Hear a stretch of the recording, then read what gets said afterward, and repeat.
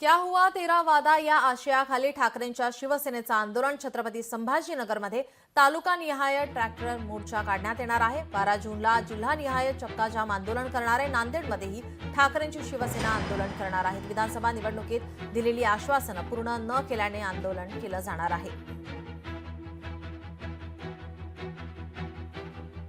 छत्रपती संभाजीनगरमध्ये तालुकानिहाय ट्रॅक्टर मोर्चा काढण्यात येणार आहे। 12 जूनला जिल्हानिहाय चक्काजाम आंदोलन केलं जाणार आहे। नांदेडमध्येही ठाकरेंची शिवसेना आंदोलन करणार आहे। विधानसभा निवडणुकीत सरकारने दिलेली आश्वासनं पूर्ण न केल्यानं आंदोलन केलं जाणार आहे।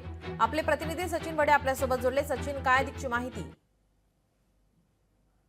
वादा या वाक्याखाली छत्रपती संभाजीनगरच्या मराठवाड्यामध्ये आंदोलन केलं जाते, मोर्चा केला जातोय।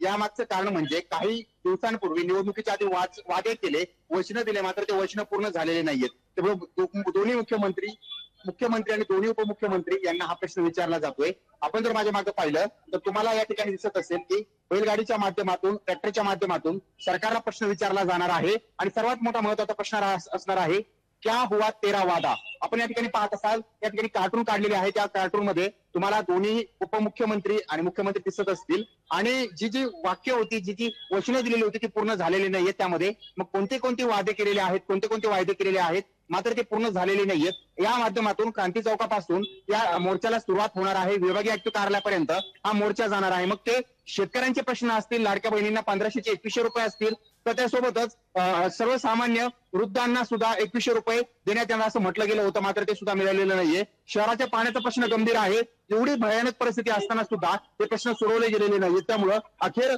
शिवसेना उद्धव बाळासाहेब ठाकरे पक्षाच्या वतीने आज जाब विचारत असताना क्या हुआ तेरा वादा असा प्रश्न विचारत या ठिकाणी शिवसेना उद्धव बाळासाहेब ठाकरे पक्ष या ठिकाणी आज मोर्चा काढतोय। आणि आणखी एक महत्वाचं म्हणजे या ठिकाणी अंबादास दानवे विरोधी पक्षनेते ते देखील सहभागी होत आहेत आणि सोबतच ज्येष्ठ नेते चंद्रकांत खैरे देखील त्या मोर्चामध्ये सहभागी असणार आहेत। जी नक्कीच, धन्यवाद आपण दिलेल्या या माहितीसाठी।